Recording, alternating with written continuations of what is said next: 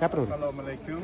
Mana bugun Navruz bayrami arafasida talabalik bahori 2025 Toshkent tibbiyot akademiyasida o'tkazilmoqda. Hali tugagani yo'q.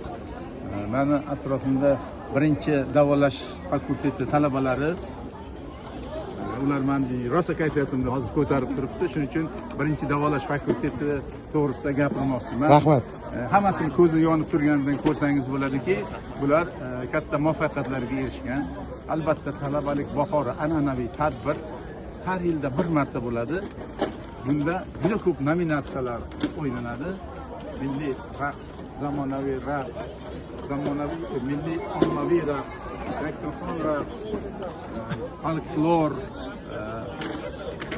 cholg'u asboblari bo'yicha hammasi bo'yicha 10 dan ortiq turlari bo'yicha demak 250-300 nafar talabalarimiz qatnashadi. Mana shunda birinchi davolash fakulteti o'zini juda yaxshi ko'rsatdi va bugun juda ko'p nominatsiyalarni oldi. Shu bolalarimizni ko'zidagi quvonchni ko'rib biz ham xursand bo'lib turibmiz. Rahmat ustoz.